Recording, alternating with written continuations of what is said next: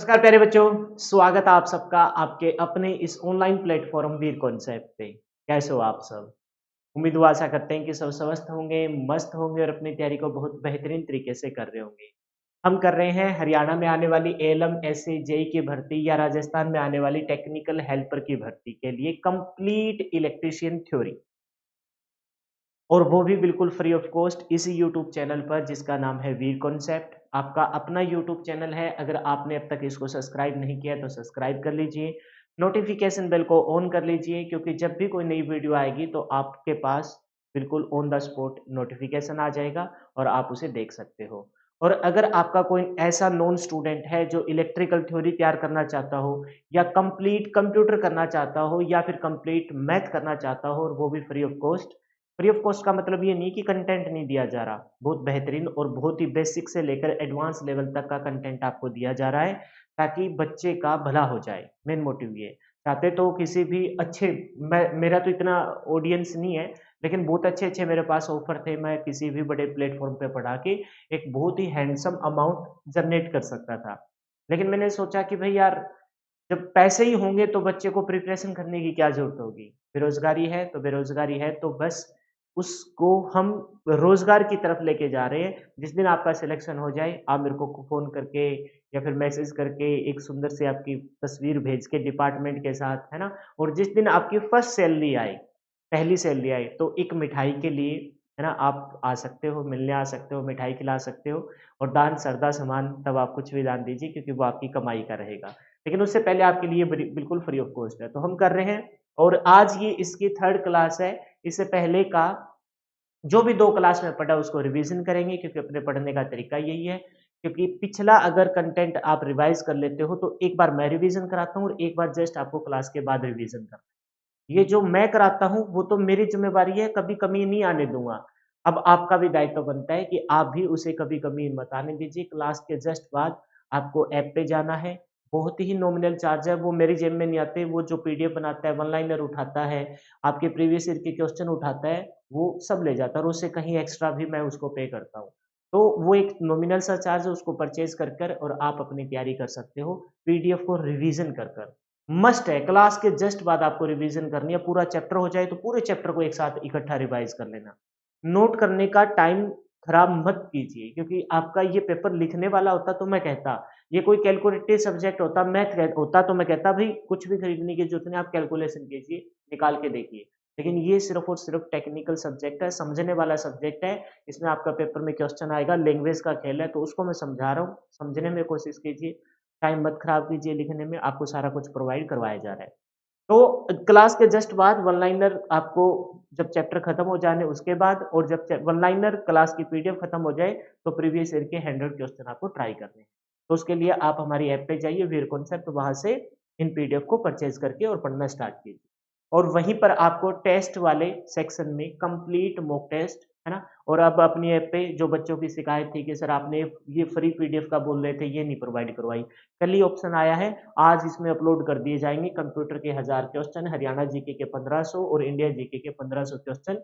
ये जो 70 के अलावा 30 नंबर का नॉन टेक्निकल पोर्शन है, उसका सिंगल क्वेश्चन भी हम बाहर नहीं जाने देंगे जहां तक अपना बस पहुंचेगा। बस आप साथ मेहनत करिए। ये 1500 हरियाणा जीके के क्वेश्चन आपके 5 के 5 को स्कोर अचीव करा देंगे क्योंकि 1500 हरियाणा जीके के प्रीवियस ईयर के क्वेश्चन कर लेते हो तो पूरी हरियाणा जीके ही खत्म हो जाती है, बहुत हो जाते हैं। इंडिया जीके के 1500 क्वेश्चन में 5 या 6 नंबर की आएगी, उसमें से 3-4 का आपका स्कोर हो जाएगा। 10 का कंप्यूटर मैं करा रहा हूँ, आपने देखा होगा, मैंने कल भी वीडियो डाली थी, आज भी डालूंगा, हर रोज एक वीडियो आपको कंप्यूटर की मिलेगी। टेक्निकल के 70 के बाद 10 नंबर का कंप्यूटर जो आपका है दूसरे नंबर पर सबसे ज्यादा वेटेज को रखता है, हल्के में मत लेना, उसको कर। तो 50 मॉक टेस्ट मात्र 99 में सिलेबस के अकॉर्डिंग है, आउट ऑफ सिलेबस कुछ भी नहीं है, आप उनको ट्राई कीजिए। अब जल्दी से क्विक रिवीजन। जो संस्था है वो अपने चैप्टर का नाम ऑक्यूपेशनल सेफ्टी एंड हेल्थ और साथ में क्या रहेगा, एडमिनिस्ट्रेशन। संयुक्त राज्य अमेरिका के श्रम विभाग ने कुछ मानकों को निर्धारित किया गया ताकि भाई व्यवसायिक खतरों से बचा जा सके, दुर्घटना ना हो चुके और हर कारीगर जहां काम करने आए तो उसके लिए भी वही नियम हो जो उसके लिए है, उससे पहले वाले और बाद में आने वाले कर्मचारी के। तो हमें क्या करना होता है, हमें सुरक्षा बनानी होती है खुद की भी और साथ करने वाले एम्प्लॉय के लिए।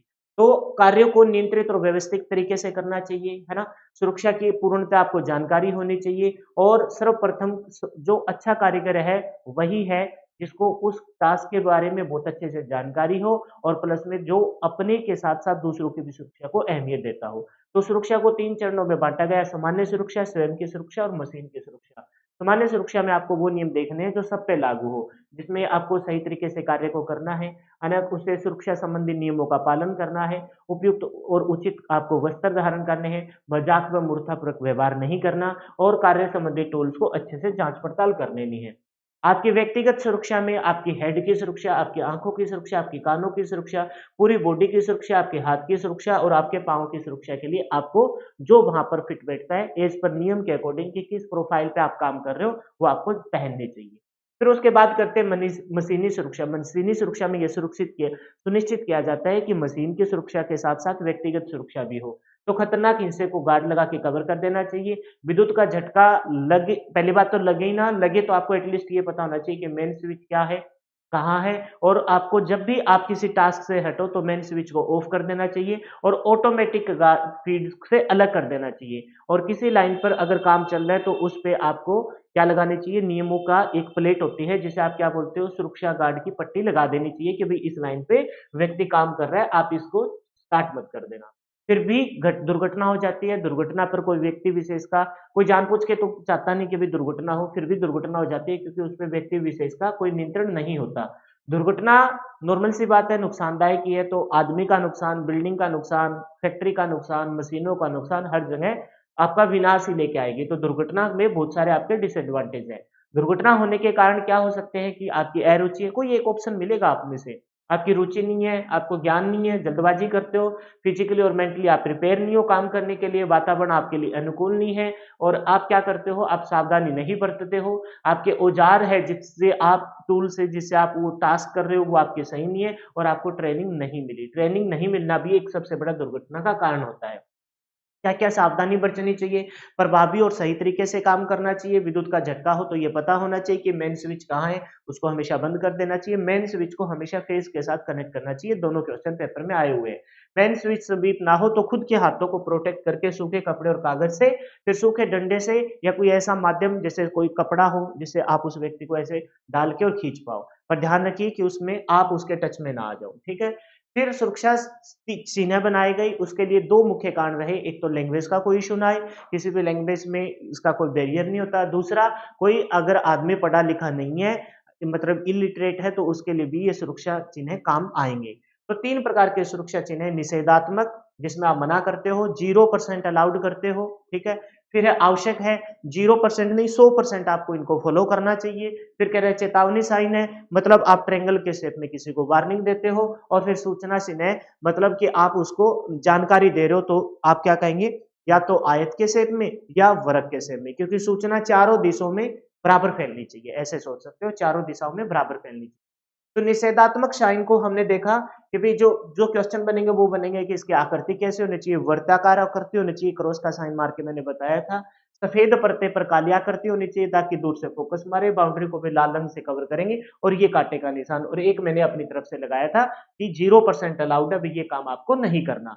ये कुछ सिंबल हमने देखे, आपसे कहेगा कि बताइए ये कौन-सा चिन्ह है? तो हम कहेंगे ये निषेधात्मक प्रोहिबिट साइन है, क्योंकि हम किसी को अलाउड नहीं कर रहे कि भई ये काम आप करो।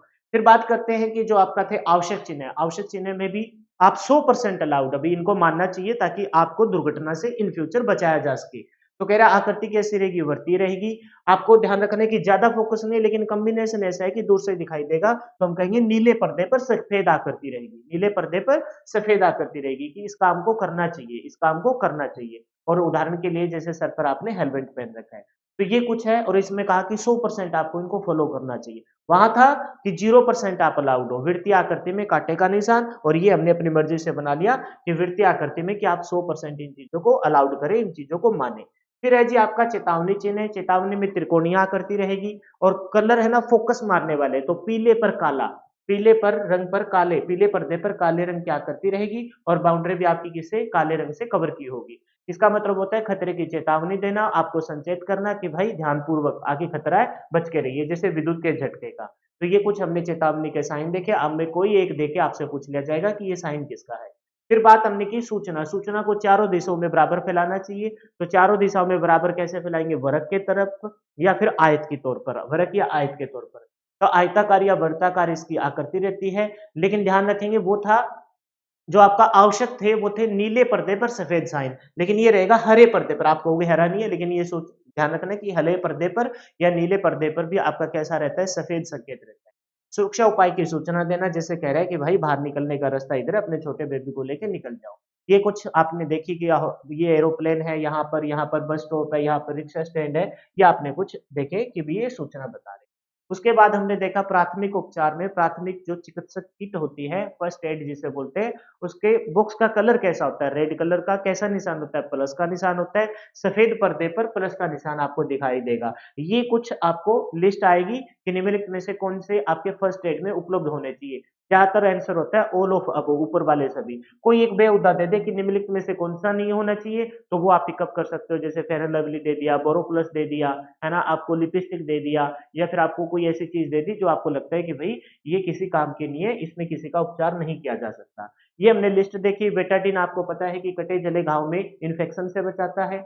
पैरासिटामोल आपके मांसपेशी दर्द, बुखार, इन चीजों से बताता है। आइब्रोफ्रोन पैरासिटामोल से ही साल्ट मिला के बना होता है। फिर एस्प्रिन सीने में दर्द हो रहा हो उसके लिए बताता है। शरीर में हल्के दर्द हो उसके लिए बचाता है आपको। फिर आपने सिट्राजिन और एंटीहिस्टामाइन आपके एलर्जी के लक्षणों को पकड़ के उनको कंट्रोल करता है। और बोरलोन आपको जले हुए पर थोड़ी रिलीफ देता है ताकि इन्फेक्शन ना फैले और संक्रमण को रोक दे। तो कहने का मतलब है जब तक आप डॉक्टर के पास लेके जाओ पेशेंट को, या डॉक्टर आए, या एम्बुलेंस की सुविधाएं, तब तक आप इन फर्स्ट एड की सहायता से पेशेंट को थोड़े टाइम के लिए रिलीफ दे सकते हो। फिर मैंने आपको बताया था कि एक क्वेश्चन, दो प्रकार से क्वेश्चन बनता है यहाँ, कि कितने एम्पियर पर इंसान की मृत्यु हो सकती है। वोल्टेज का भी ध्यान रखना है। 90 वोल्ट तक तो आदमी कोई बात नहीं सहन कर सकता है, उसके बाद का अगर ज्यादा झटका लगता है तो वो आपके लिए घातक या आपके लिए दर्दनाक और घातक सिद्ध हो सकता है। फिर एक क्वेश्चन आएगा दूसरा, कि मानव शरीर का प्रतिरोध कितना होता है, सूक्ष्म त्वचा का और गीली त्वचा का। तो दोनों प्रकार के क्वेश्चन अपने को कवर करने हैं। विद्युत झटके से क्या क्या नुकसान हो सकते हैं? तो कह सकते हैं शरीर में छाले पड़ सकते हैं, कोई अंग जल सकता है, श्वसन रुक सकता है, आपकी बेहोशी हो सकती है, और हृदय गति रुकने से आदमी की मृत्यु भी हो सकती है। ये देख लीजिए वो कह रहे हैं कि इस व्यक्ति को जब इसने टच कर लिया, तो बॉडी को तो नहीं हटा सकते आप, आपने इसने हाथों को कवर नहीं कर रखा, हाथों को कवर करके और सूखी लकड़ी से आप इसको देखो विद्युत के तार को दूर कर सकते हो, ताकि बंदे को विद्युत के झटके से बचाया, जो लगा है उसे लाइन से दूर किया जा सके। ये डायग्राम मैंने बताया था, 0 से लेकर 5 तक संवेदनशील रहेगा, आपको महसूस होगा, लेकिन कोई भी नुकसानदायक नहीं है। 10 से लेकर 20 एम्पियर पर आपको विद्युत का झटका लगेगा और मांसपेशियों में सिकुड़न आएगी, ये मैंने बाद में लिख दिया था। 50 एम्पियर पर हार्ट अटैक आने की संभावना बन जाती है, मृत्यु भी हो जाती है, कि अगर लाइन से ज्यादा लंबे से तो आप टच में रहते हो। 100 एम्पियर, ये मिली एम्पियर है, माइक्रो नहीं मिली एम्पियर है, एम्पियर तो बहुत बड़ा हो जाता है। मिली एम्पियर पर निश्चित आपकी मौत हो जाएगी। और 1000 मिली एम्पियर यानी कि 1 एम्पियर जो बराबर होता है, वो 20 वयस्क की मौत का कारण बन सकता है, और जो 100 वाट के बल्ब को लाइट देने में सक्षम है। फिर एक क्वेश्चन आता है कि मानव शरीर का प्रतिरोध क्या है? प्रतिरोध धारा के प्रभाव को रोकता है, जिसको हम ओम में मेजर करते हैं, चार प्रकार के डाटा ध्यान रखने थे। शुष्क शरीर का प्रतिरोध बहुत ज्यादा होता है, तो धारा के प्रभाव को रोक देगा। तो आपके शरीर में बहुत ही कम करंट गुजरेगा, 1.1 मिली एम्पियर, और 0 से लेकर 5 तक अपना संवेदनशील होता है, पता ही नहीं लगता। गीली त्वचा का जो प्रतिरोध होता है वो होता है 1000 ओम तक, जहां पर आपके शरीर में से धारा का मान गुजरेगा कितना, वो गुजरेगा 110 मिली एम्पियर, और 100 मिली एम्पियर आपकी निश्चित मौत है। तो गीले अगर त्वचा है तो उसमें आपका अगर विद्युत का झटका लगता है 110 वोल्ट ही, 220 वोल्ट तो बहुत हो जाता है, तो आपकी मौत हो जाएगी। हैंड टू हैंड 500 ओम रहेगा, और ईयर टू ईयर यानी कान से लेकर कान तक आपका जो प्रतिरोध रहेगा वो 100 ओम रहेगा। फिर मैंने एक रिलेशन बताया था, V is equal to I R, V I R ये अपना नाम है, I is equal to V R. यहाँ वोल्टेज 110 ले रहे हैं, और प्रतिरोध गीली त्वचा का 1 से लेकर 6 लाख तक, सॉरी सूखी त्वचा का 1 से लेकर 6 लाख तक, गीली का हमने बताया था 1000 ओम या 1000 ओम से कम, हैंड टू हैंड का 500 ओम, और आपके ईयर टू ईयर का 100 ओम। तो इससे हमने वैल्यू भी निकाल के आपको बताई थी। क्लियर है? अब यहाँ से अपना बिल्कुल फ्रेश स्टार्ट करते हैं, और जितना भी हमने एक्स्ट्रा टाइम आपको यहाँ स्टार्टिंग में दिया है, उतना ही मैं आपको एक्स्ट्रा आपको आगे पढ़ाऊंगा। जैसे 14 मिनट 15 मिनट हमने ऑलमोस्ट पढ़ा है, तो 16 घंटे की ये क्लास रहेगी। 1 घंटे में अब हम अपनी कंटेंट पे फोकस करेंगे। ये जो आदत है, ये आदत आपके सिलेक्शन का, ये सोच लीजिए कि सबसे, कोई कहता है ना कि भाई किस किस अनुशासन को मैं फॉलो करूं कि मैं सक्सेस की तरफ चले जाऊं। इस एक अनुशासन को आगे बढ़ने से पहले हर रोज रिवाइज कीजिए। कुछ एक बुद्धू है जो डायरेक्ट ना ये देखते हैं कि सर ने आगे कंटेंट कहाँ किया है, वीडियो को आगे खिसका देते हैं, ऐसे ही खिसक जाओगे। निकम्मो, रिवीजन मस्ट है, मस्ट है। और कोई मेरे से बड़ा है उससे हाथ जोड़ के विनती है ना, रिवीजन मस्ट है। आप हमसे उम्र में बड़े हैं, ठीक है, हम आपकी रिस्पेक्ट करते हैं, लेकिन ये जो एक्सपीरियंस है हमारा, आप हो सकते हो और फील्ड में हमसे कहीं ज़्यादा निपुण होंगे। ये जो टीचिंग का एक्सपीरियंस हमारा है उस बेस पे हम कह रहे हैं कि आपके लिए रिवीजन मस्ट है, कहना मान लीजिए। ठीक है, स्टार्ट करते हैं। नेक्स्ट क्या है जी, गोल्डन आवर। गोल्डन आवर, मान ले आपने एक सीक्वेंस में पढ़ना स्टार्ट किया था, उसी सीक्वेंस में पढ़ रहे हैं। आपने देखा कि भाई कोई व्यक्ति को पहली बात तो खतरा आए ना, पहले तो हमने सुरक्षा को पढ़ा। सुरक्षा के पढ़ने के बाद फिर हमने देखा कि यार व्यक्तिगत असामान्य सुरक्षा, व्यक्तिगत सुरक्षा, मशीनी सुरक्षा के बाद भी दुर्घटना हो जाती है। फिर हमने सावधानी देखी दुर्घटना के बाद। फिर हमने देखा कि यार ये दुर्घटना हो गई। फिर हमने देखा कि यार चलो ठीक है, दुर्घटना, सावधानी सब हो गई, कुछ साइन बनाए जाए। हमने साइन लगा दिए चारों तरफ कि भाई इनको पहचानिए और अपनी सुरक्षा कीजिए, अपने साथ वालों की सुरक्षा। फिर भी हमने देखा कि भाई यार ट्रेजेडी हो सकती है, तो फिर हमने उस कैटेगराइज किया कि भाई कोई अगर दुर्घटना है, अगर कोई, क्योंकि अपना तो सब्जेक्ट इलेक्ट्रिशियन है ना, फैक्ट्री से बाहर आ गए हम अपने विद्युत वाले सेक्टर में आ गए। तो हमने देखा यार कितने एम्पियर का करंट इंसान के लिए खतरेदायक हो सकता है। तो हमने देखा कि भाई milli ampere, 100 milli ampere per निश्चित मौत हो जाती है, और 1 एम्पियर पर तो 20 वयस्क व्यक्तियों की भी मौत हो जाती है। तो हमने कुछ ऐसे, फिर हमने शरीर का प्रतिरोध भी देखा। उसी सीक्वेंस में हम देखें कि भाई अब भाई करंट का भी पता लग गया, दुर्घटना का भी कारण का पता लग गया, और हमने साइन भी देख ली। फिर भी किसी को करंट लग जाता है, तो अब वो इंसान बचाना फिर जरूरी। सारी चीज उसको हम ये नहीं कहेंगे ले मर तू, मर अभी। समझाया था ना, तेरे तेरे को बोला था ना ये साइनों को देख के तू काम करना, लग गया ना करंट, मर अब तू, ऐसे नहीं कर। ठीक है, उस इंसान ने लापरवाही की हो, कभी-कभार बिना लापरवाही के दुर्घटना तो आपको पता है अनजाने में भी हो जाती है। अब फिर भी उसे बचाने का हमारा दायित्व, चाहे वो अपना दोस्त हो, चाहे वो अपना दुश्मन हो, चाहे हम उसे जानते हो, चाहे हम नहीं जानते हो, एक इंसान की जान बचा रहे हो तो सोच लीजिए साक्षात भगवान की ही जान बचाई। हम इतने बड़े नहीं कि भगवान की जान बचा रहे हैं, लेकिन भगवान का एक अंश हर इंसान के अंदर मौजूद है।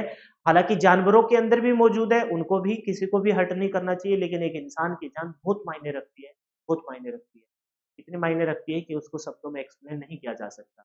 क्योंकि उस इंसान से क्या पता कितने परिवार, कितने लोग कनेक्टेड हैं। अगर वो जाता है तो वो जाने वाला चला जाता है। एक हो सकता है कि कुछ टाइम के लिए एक ऐसा दर्द हो उसे कि उसकी मतलब सोच के भी रूह काँप जाए, लेकिन उसके बाद जो होगा, उसको देख के भी रूह काँप जाती है, क्योंकि उससे बहुत सारे लोग कनेक्टेड है। तो भाई किसी इंसान को करंट लग गया, तो अब हमारा दायित्व बनता है कि उसको ये उस टाइम गुस्सा वगैरह साइड में छोड़ के कि भाई तेरे को समझाया था, पंगा मत ले, है ना? ये ज्ञान की बातें बाद में फैलना उसके आगे, अब उसकी जान बचाना बहुत ज़्यादा ज़रूरी है। तो उसमें स्टार्ट होता है सबसे पहले गोल्डन आवर्स, यानी कि गोल्डन आवर्स, सुनहरे पल इन द सेंस जान बचाने में। कैसे? दुर्घटना की स्थिति में आरंभिक 30 मिनट, पेपर में मोस्ट रिपीटेड क्वेश्चन है कि कितने मिनट गोल्डन आवर्स के रहते हैं, तो हम कहेंगे आरंभिक 30 मिनट। कितने मिनट? आरंभिक 30 मिनट में मरने का खतरा सर्वाधिक होता है। अगर 30 मिनट में हमने इंसान को सर्वाइव करा दिया, हालाँकि देखो नो डाउट उस टाइम उसके कर्म उसके साथ देंगे, समझ रहे हो ना? क्योंकि करंट अगर हेवी लगा है तो उसके कर्म, हमने देखा है कि बहुत हेवी करंट पे, बड़े-बड़े ट्रांसफार्मर पे भी विद्युत का झटका लगे, लोगों को हमने बचता देखा है, ठीक है? और कभी-कभार घर में प्रेस कर रहे 220, 240 वोल्ट पे भी इंसानों को मरता हुआ देखा है। कोई जैसे हर रोज़ ही कूलर को ऑन करते थे, लेकिन आज कूलर को ऑन किया तो भई चिपक के उधर ही मर गया, किसी ने सँभाला नहीं। तो इंसान के कर्म भी होते हैं, और नो डाउट भई जितना इंसान ने साँस डाल रखे हैं, उससे ना तो एक ज़्यादा आएगा, ना एक कम आएगा, लेकिन फिर भी है ना? आपके माध्यम से अगर उसके साँस है, तो आपके माध्यम से भगवान उसको बचाना चाहता है। तो देखिए उस पे आपको क्या ध्यान देना है कि दुर्घटना की स्थिति में आरंभिक 30 मिनट में मरने का खतरा सर्वाधिक होता है। इस अवधि में को क्या कहते हैं? गोल्डन आवर्स कहते हैं। इस अवधि को क्या कहा जाता है अभी? गोल्डन आवर्स कहा जाता है।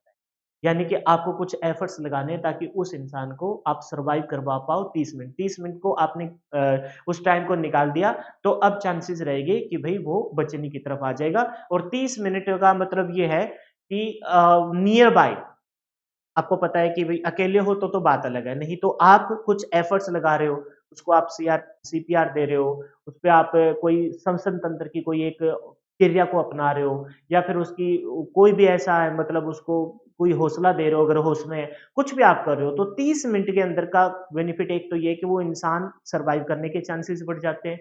दूसरी बात हॉस्पिटल की सुविधा के भी चांसेस बढ़ जाते हैं। एम्बुलेंस आ जाएगी या फिर आपने किसी को भेजा है तो उसका भी रिस्पॉन्स आ जाएगा। हमारे ये जो हॉस्पिटल बनते हैं, है ना? सामुदायिक केंद्र बनते हैं, वो आपको पता है क्या कितने-कितने एरिया में 5 किलोमीटर, 7 किलोमीटर, 8 किलोमीटर इस दायरे में बहुत घना आबादी वाला क्षेत्र है, तो 4-4 5-5 किलोमीटर में आपके सामुदायिक केंद्र होते हैं।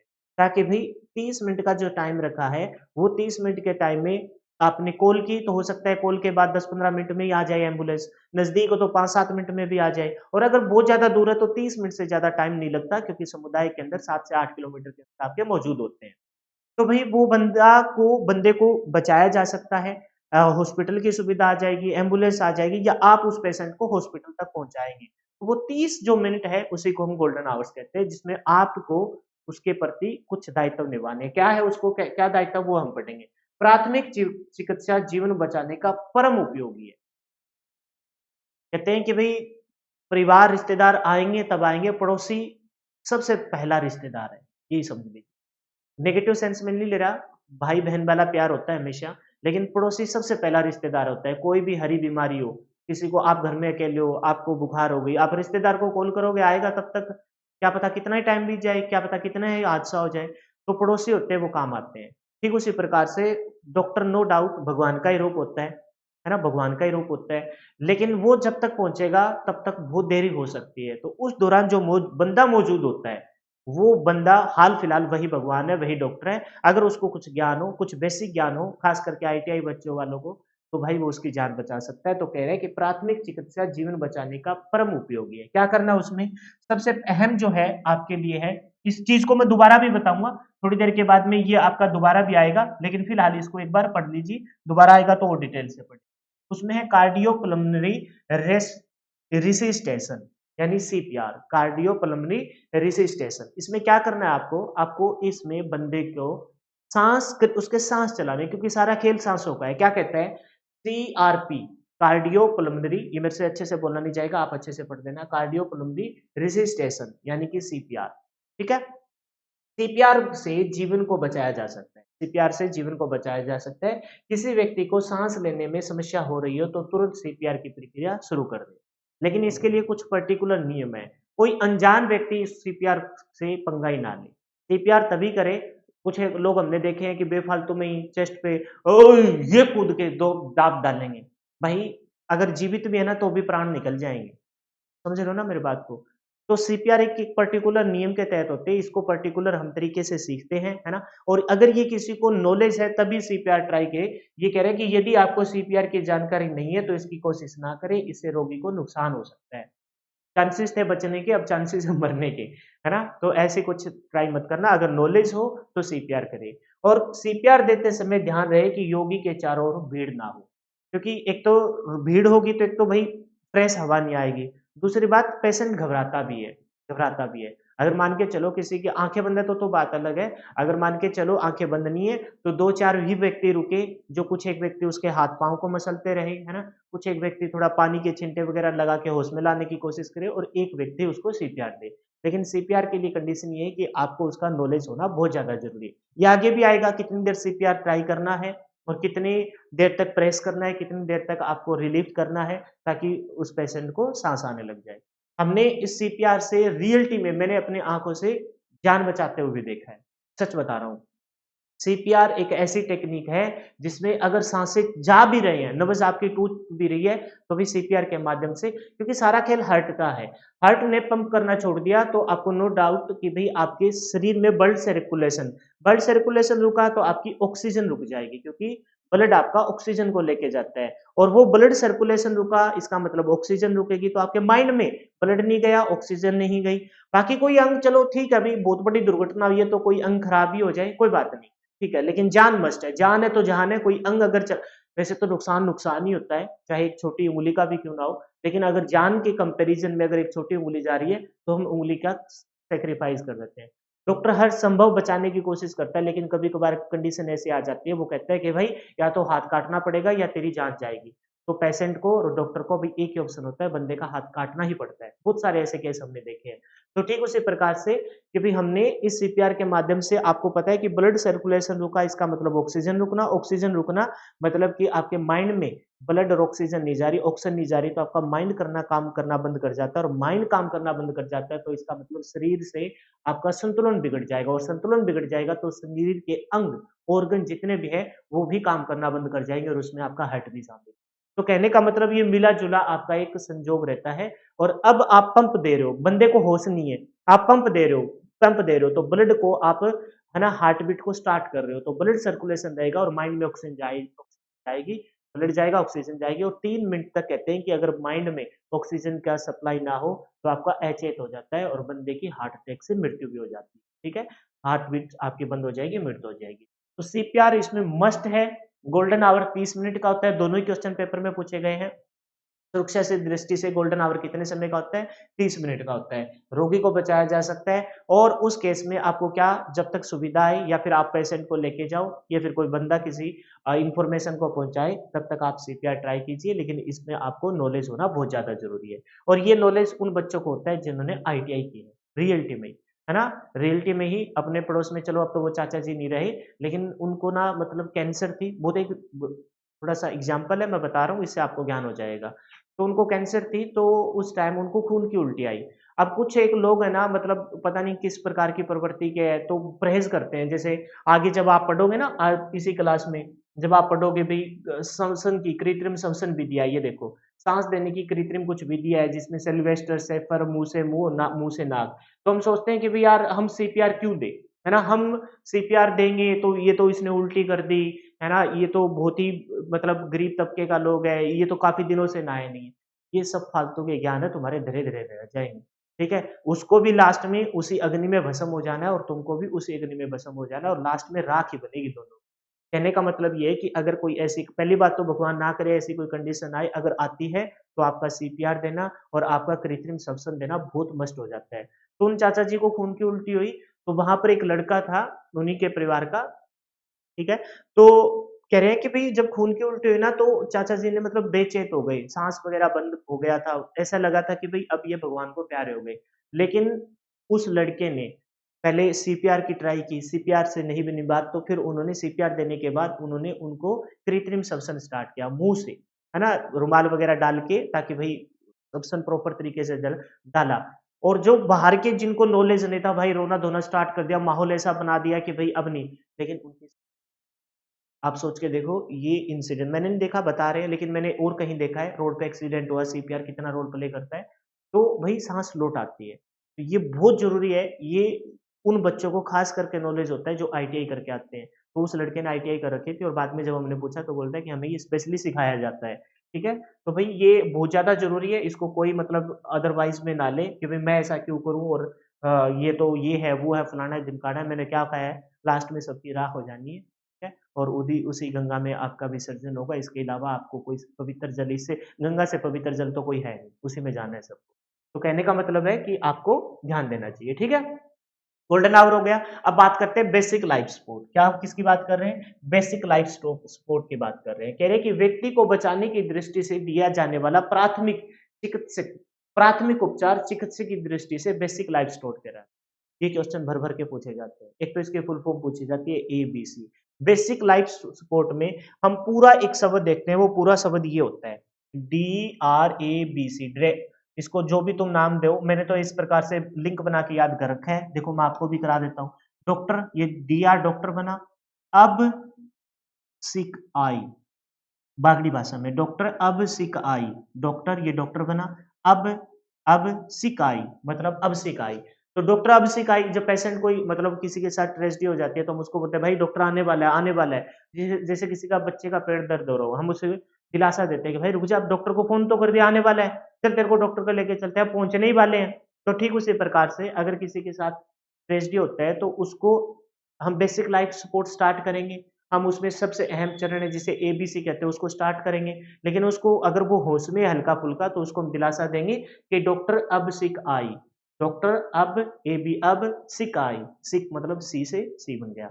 ये है बेसिक लाइफ सपोर्ट में पूरा नाम। लेकिन बेसिक लाइफ सपोर्ट में ये जो लास्ट के 3 वर्ड है, ये जो लास्ट के 3 वर्ड है ए, बी, सी, ये अहम है। तो बेसिक लाइफ सपोर्ट को इन 3 नामों से ही फिर जाने जाना लग गया।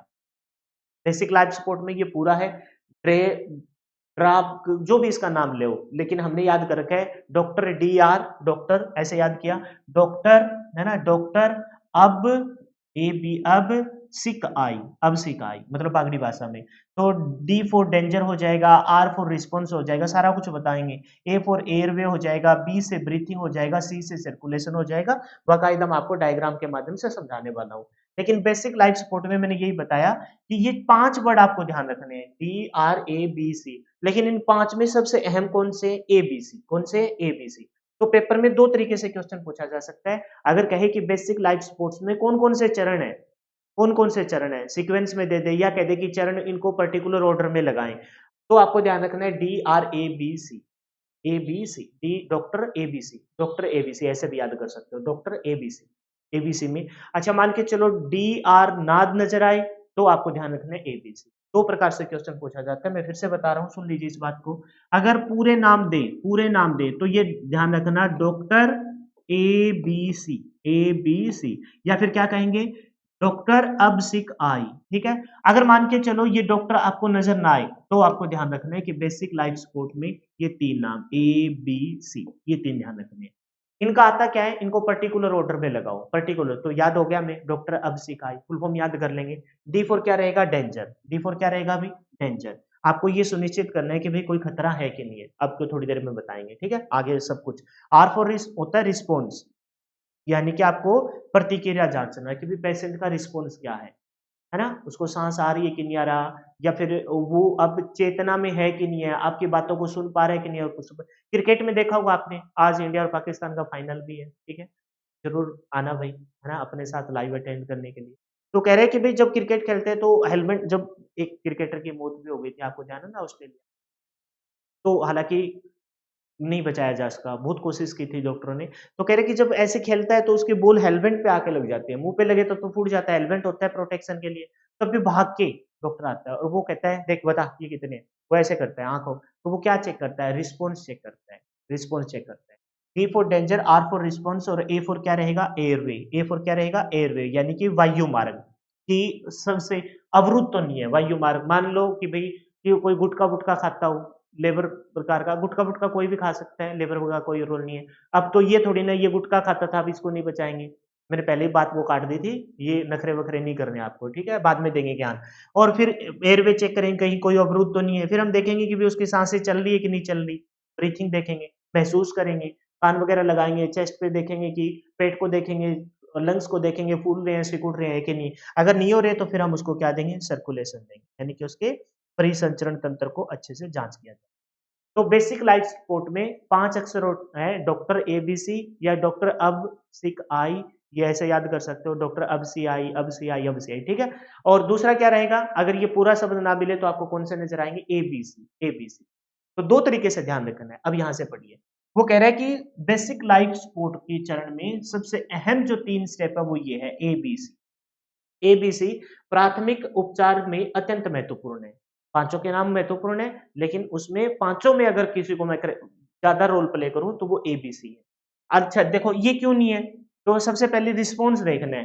भाई मान के चलो कि कहीं आग लग गई, करंट लगा, आग लगी, जो भी है, आग लग गई, तो आपको पता है कि भी पेशेंट को आप बचाने वाले हो तो उस आग वाले एरिया से तो दूर लेके आएंगे, बस वो हो गया रिस्पॉन्स।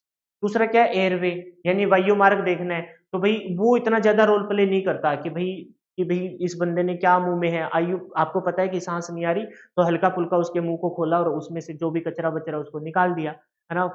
ओरिजन मटेरियल बोलते हैं उसको, मुंह में जो जमा होता है ना कचरा बचरा, कि भाई हो सकता है कि मुंह के गिर गिरा हो, मिट्टी चली गई हो नाक नाक में, मुंह में, तो उसको क्या किया? बाहर निकाल दिया। ये बहुत ही आरामदायक स्टेप है, बेसिक स्टेप है। लेकिन इंपॉर्टेंट कौन से हैं? तो एबीसी है। क्योंकि एक वैज्ञानिक मतानुसार यदि हमारे मस्तिष्क तक, मैंने बताया था ना कितने मिनट तक, 3 मिनट तक अगर ऑक्सीजन की सप्लाई, ऑक्सीजन की उपलब्धता ना हो, तो वह निष्क्रिय हो जाता है और आपके शरीर के अंग यानी कि खास करके आपका हार्ट काम करना बंद हो जाता है और इस वजह से व्यक्ति की मौत हो जाती है, कोमा में चला जाएगा। 3 मिनट तो बहुत लंबा टाइम हो गया। हमें ओवरऑल देखना होता है कि 1 सवा मिनट, 1.5 मिनट के अंदर उसे ऑक्सीजन किसी न कैसे तरीके से प्रोवाइड करवानी चाहिए। फिर भी अगर मानते हैं कि भी टाइम लंबा निकल रहा है, नहीं प्रोवाइड करवा रहे, तो 3 मिनट के अंदर-अंदर तो उसे ऑक्सीजन की सप्लाई प्रोवाइड करवानी चाहिए। अदरवाइज़ उस इंसान का क्या हो जाएगा, मस्तिष्क निष्क्रिय से हो जाएगा, कोमा में चला जाएगा, हार्ट बीट रुक जाएगी और इंसान की मौत भी हो सकती है। तो बेसिक लाइफ सपोर्ट में हमने देखा कि कुल मिलाकर डॉक्टर अबसिकाई या डॉक्टर एबीसी और 3 स्टेप अहम है, जिसमें हम एबीसी और एबीसी की फुल फॉर्म क्या हो जाएगी, ए फॉर एयरवे हो जाएगा कि वायु मार्ग आपको चेक करना है, सांस है ना, कि किस प्रकार से बंदे को अच्छे से प्रॉपर तरीके से मिल रही है कि नहीं मार रही, ब्रीथिंग कर रहा है कि नहीं कर रहा, सांस मतलब हवा आ रही है नहीं कि आ रही, फिर ब्रीथिंग चेक करनी है और फिर उसका सर्कुलेशन, यानी कि पूरी बॉडी का जो सर्कुलेशन है वो किस प्रकार का है। सर्कुलेशन में आपको डायग्राम से देखोगे तो और अच्छे से समझ में भी आ जाएगा। तो अब स्टार्ट करते हैं। बेसिक लाइफ सपोर्ट समझ गए और गोल्डन आवर समझ गए, 30 मिनट का होता है, उसमें पेशेंट की जान बचाई जा सकती है। और गोल्डन आवर में आपको जो एक स्टेप करना है वो है क्या करना, सीपीआर, कार्डियो पल्मोनरी रेस्पिरेशन, वो रेस्पिरेशन जो भी शब्द है, रेजिस्टेशन, ये मेरे से बोला नहीं जाता, बहुत बार मैंने कोशिश की, प्रैक्टिस भी की, नहीं बोला जाता। कार्डियो पल्मोनरी यानी कि सीपीआर आपको देनी है, ठीक है। आप इसको ये जज मत करना कि मास्टर से ये नाम नहीं बोला जाता, कोई बात नहीं, नहीं बोला जा नहीं बोला जाता, ठीक है। बचपन में तो भई कहते हैं कि हम इतने तोतलाते थे कि पूछो ही मत। जीभ आटा खा जाती थी, ऐसे बोलते थे। फिर अपने यहाँ नीर में एक माता है, वहाँ पर पूजा-पाजा वो बोलते हैं कि वहाँ पर जीभ चढ़ा के आनी होती है, वो चढ़ाई तो चलो ठीक है, आ गई ट्यून वापिस अच्छे से। ठीक है, तो कह रहे हैं कि उस डॉक्टर एबीसी या डॉक्टर अब सिकाई उसके क्या है, उसको समझते हैं। क्वेश्चन पीछे बता दिया, वही क्वेश्चन है, लेकिन इस स्टेप को समझ लेते हैं अच्छे से कि भई ये है क्या? और एक बार रुक जाइए, मैं चाय ले लेता हूँ, फिर इसको स्टेप को बताता हूँ। ठीक है भाई। देखिए, तो डॉक्टर एबीसी क्या कह रहे हैं कि सबसे पहले हमें डेंजर को चेक करना होता है। डेंजर इन द सेंस भई जिस वजह से ये ट्रेजेडी हुई है, जिस वजह से ये पेशेंट आज आपके सामने है, तो वो वाला डेंजर अब एट प्रेजेंट में कैसी स्थिति है। इंग्लिश में लिख रखा है, परेशान मत होना, मैं सारे शब्दों में एक्सप्लेन कर दूँगा। क्वेश्चन मैंने आपको बता ही दिए, बट ऑर्डर में लगाइए। डेंजर, रिस्पॉन्स, फिर एबीसी, एयरवे, ब्रीथिंग और सर्कुलेशन, ये क्वेश्चन बनेंगे। एबीसी में आपको बता ही दिया। 3 मिनट तक ऑक्सीजन सप्लाई देना बहुत ज़रूरी है, ये भी आपको बता दिया। तो अब इनको मैं हिंदी में एक्सप्लेन करूँगा, सुन लीजिए। चेक फॉर डेंजर, डेंजर को चेक कीजिए। एंश्योर, ये सुनिश्चित कीजिए द सराउंडिंग आर सेफ, ये चारों तरफ का वातावरण। अभी जो हादसा हुआ है, ये नहीं है कि अभी आपने ठीक है, अभी बंदे को जान बचाना है, लेकिन आप वहीं पर उसका ट्रीटमेंट करने लग गए, वहीं पर आप सीपीआर देने लग गए और वहीं पर आपने श्वसन विधि स्टार्ट कर दी। हो सकता है कि आपके ऊपर आके ही कोई चीज़ और गिर जाए, आप बचाने जा रहे थे, खुद वहाँ घायल हो जाओ। तो सुनिश्चित कीजिए कि भई वहाँ चारों तरफ का कोई अब डेंजर नहीं है, safe for you and for the patient, आपके लिए और उस पेशेंट के लिए, दोनों के लिए अब माहौल ठीक है, कंट्रोल में, नियंत्रण में है। Danger, D for danger.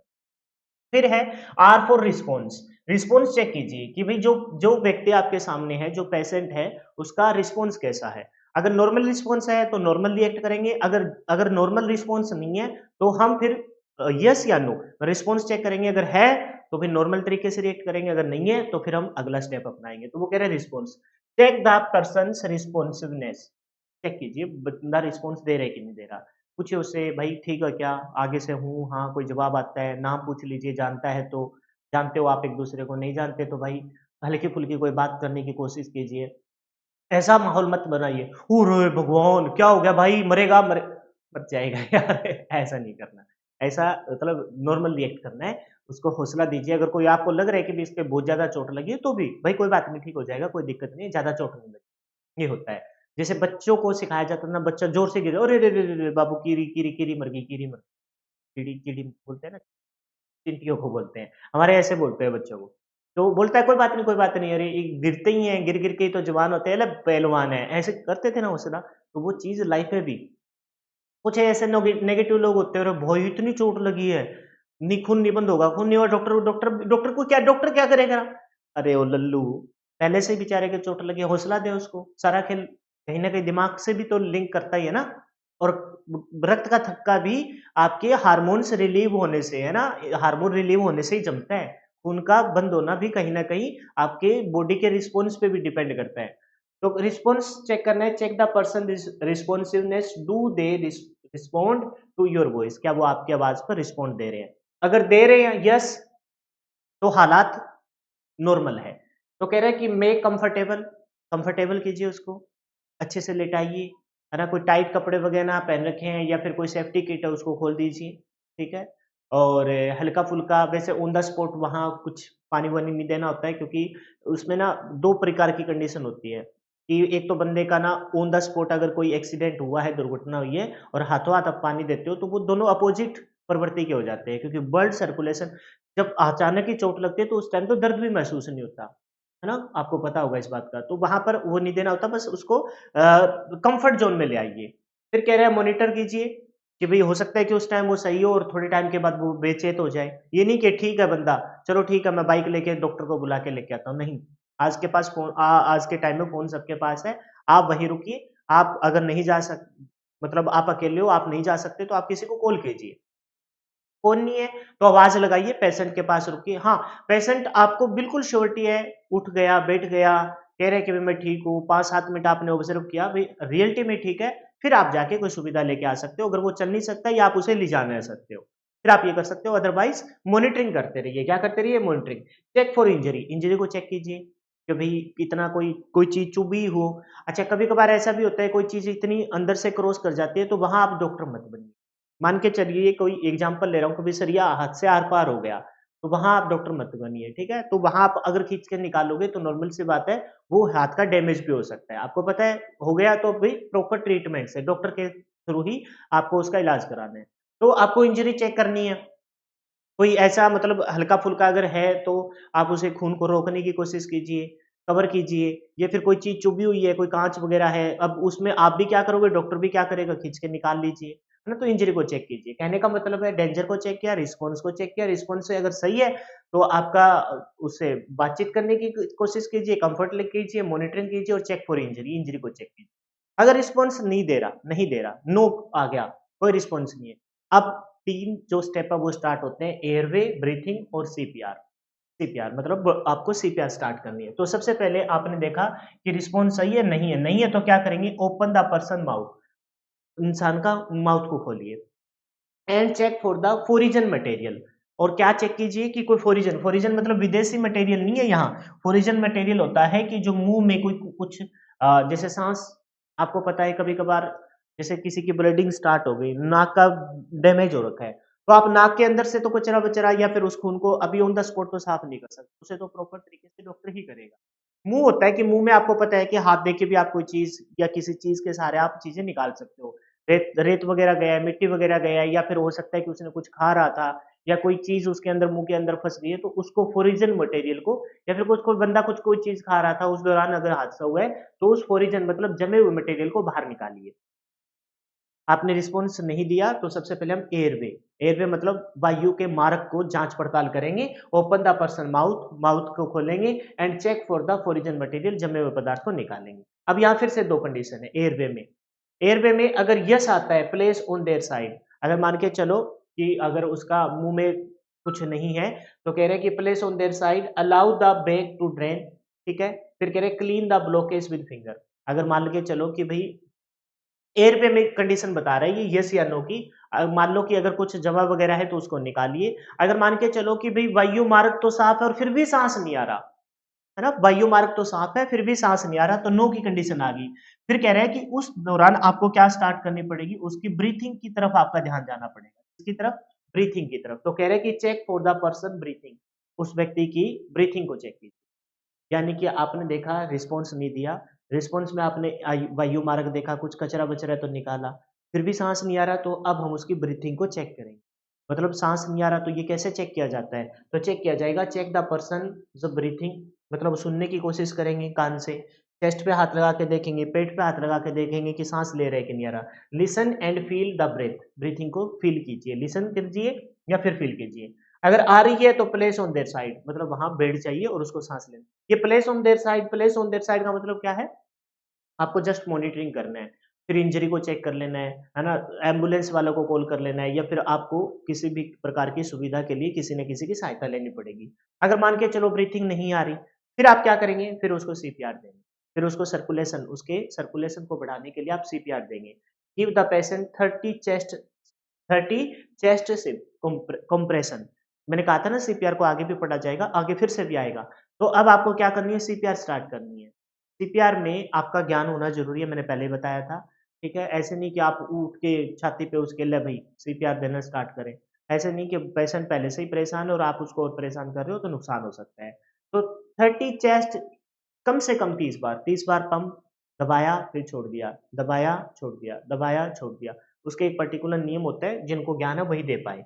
तो 30 चेस्ट कंप्रेशन करें, फ्लोड बाय 2 ब्रेथ्स, मतलब कि 2 सांस में, 2 सांस यानी कि एक बार दबाया फिर छोड़ दिया। फिर इतना वेट कीजिए कि 2 सांस मतलब वो फिर से, ताकि वो अच्छे से आपको लगता है कि बिल्कुल ही रिस्पॉन्स नहीं दे रहा, तो दबाइए, छोड़िए, दबाइए, छोड़िए। फिर कह रहा है बाय 2 ब्रेथ्स रिपीट अंटिल, कब तक रिपीट करते रहिए इस चीज़ को, 30 जो कंप्रेस कर रहे हैं आप, वो 30 करने हैं। अगर फिर भी रिस्पॉन्स नहीं दे रहा, तो कब तक करते रहेंगे? हेल्प अराइव, जब तक कोई भी आपकी हेल्प करने वाला ना आ जाए, डॉक्टर, एम्बुलेंस या कोई आ ना जाए। पर्सन ब्रेथ, या तब तक करते रहिए जब तक आदमी सांस लेना स्टार्ट ना करे, या फिर you are physically unable to continue, तब तक करते रहिए जब तक भाई आपके अंदर जान हो, क्यों? क्योंकि उसकी जान बचाने के लिए आपके एफर्ट्स ही मायने रखते हैं। समझ में आ गई बात? तो आपको देखा कि बेसिक लाइफ सपोर्ट में 3 स्टेप ये अहम है, जिसमें एयरवे वायु मार्ग को चेक करना, ब्रीथ ले रहा है कि नहीं ले रहा, और सर्कुलेशन स्टार्ट करना, सीपीआर देना। और पूरा देखा जाए बेसिक लाइफ सपोर्ट में, तो हम क्या कहेंगे, डॉक्टर एबीसी या डॉक्टर अब आसी, ठीक है? ये सारा हो जाएगा। डेंजर आजू-बाजू का देखेंगे, आप और आपका पेशेंट सुरक्षित हो। फिर रिस्पॉन्स देखेंगे, बंदा रिस्पॉन्स दे रहा है कि नहीं दे रहा है तो ठीक है, कंफर्ट ज़ोन में ले आए, नहीं दे रहा तो एयर वायु मार्ग देखेंगे कि कुछ रुका ना हो, कचरा-वचरा ना आ गया हो जिस वजह से साँस रुका हो। अगर आ गया है तो उसको साफ करेंगे, बंदा साँस लेना स्टार्ट कर देगा। नहीं है, फिर भी साँस नहीं ले रहा, तो उसकी ब्रीथिंग को चेक करेंगे। कभी-कभार हमें महसूस भी तो करना होता है ना, साँस सुनने की कोशिश करो, या फिर उसके चेस्ट पे या फिर उसके फेफड़ों को चेक करो कि भई वो साँस ले रहा है कि नहीं ले रहा। अगर नहीं ले रहा तो अब आप सीपीआर स्टार्ट करेंगे, 30 प्रेस करेंगे, तब तक आ जाए ठीक है, या फिर तब तक करेंगे जब तक कोई आपकी सुविधा ना आ जाए, कोई डॉक्टर या एम्बुलेंस ना आ जाए। फिर एम्बुलेंस में तो आपको पता है आजकल आपको वहाँ पर ऑक्सीजन की सप्लाई वगैरह मौजूद होती है, या तब तक करेंगे जब तक बंदा साँस लेना ना स्टार्ट कर दे, या फिर तब तक करेंगे जब तक आप फिजिकली मतलब एबल हो। अब आपका ही दम निकल जाए सीपीआर देते-देते तो भई हाथ अलग उठना ही बंद हो जाएगा। ठीक है, आगे बढ़ते हैं। नेक्स्ट है जी अपना क्या, अब श्वसन आपने देखा एबीसी में एयरवे, ब्रीथिंग और आपका है सी फॉर आपका सर्कुलेशन, जिसमें आप सीपीआर देते हो। अब आपने सीपीआर देना स्टार्ट किया, ठीक है? और सीपीआर से आपको पता है साँस लौट आ जाती है, लेकिन लौट के नहीं आई, साँसें मतलब चलना स्टार्ट नहीं की, तब आप जैसे सीपीआर और आपके कृत्रिम श्वसन में से आपको दोनों में से एक चूज़ करना होता है जल्दी में। अगर साँस नहीं आ रही तो एयरवे मतलब आपने कृत्रिम श्वसन ही स्टार्ट करना होता है, ठीक है? साँस बीच-बीच में आप चेक भी कर सकते हो, भी साँस आ रही है तो सीपीआर बीच में दे सकते हो, और अगर लगता है कि भई सीपीआर से बात नहीं बन रही तो फिर अब आपको कृत्रिम श्वसन भी, इन दोनों में से पर्टिकुलरली इनको दोहराते रहना चाहिए। लेकिन मेनली एक प्रॉपर तरीके से हम कृत्रिम श्वसन देके उस व्यक्ति की जान को बचा सकते हैं, यानी कि आर्टिफिशियल रिस रेस्पिरेशन, यानी कि आप उसको कृत्रिम श्वसन दे रहे हैं। इसकी 3 विधियाँ हैं।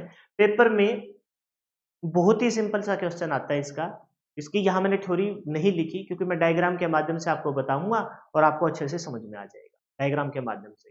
इसके आपसे पूछा जाता है कि एक तो क्वेश्चन ये आता है कि कृत्रिम श्वसन की या फिर आपकी आर्टिफिशियल रेस्पिरेशन की निम्नलिखित में से कौन-सी विधि है या नहीं है? तो ये 4 नाम ध्यान रखने हैं। सबसे पहले तो आपका नाम है सेल्वेस्टर विधि। क्या नाम है? सेल्वेस्टर मेथड, सेल्वेस्टर विधि। दूसरी है जी शेफर विधि, दूसरी कौन-सी है? शेफर विधि है। और तीसरी कौन-सी है? मुँह से मुँह विधि। ये लास्ट वाले 2 नाम तो आपको 1 सेकंड में याद हो जाएँगे। और चौथी है जी मुँह से नाक विधि, है ना? मुँह से नाक विधि, यानी कि आप साँस दे रहे हो तो किस माध्यम से? पहली विधि में आपने बोला सिल्वेस्टर विधि, दूसरी आपकी शेफर, से ध्यान रखना है। सिल्वेस्टर और शेफर, सिल्वेस्टर, शेफर, फिर मुँह से मुँह और मुँह से नाक विधि, ठीक है? तो एक क्वेश्चन तो यही बन जाता है। फिर एक क्वेश्चन पूछा जाता है कि निम्नलिखित में से कौन-सी सबसे बेस्ट मेथड है? तो सबसे बेस्ट मेथड तो यही है भई, मुँह से मुँह विधि। सबसे बेस्ट मेथड यही रहेगा, मुँह से मुँह विधि। क्योंकि इसमें ना टाइम नहीं लगता, क्विक रिस्पॉन्स आप दे सकते हो। लेकिन फिर भी अगर पूछा जाए कि इन आसान विधि कौन से है इसमें से, आसान विधि कौन से है, तो आसान विधि वो रहेगी जिसमें पेशेंट हाथ पैर ना मारे।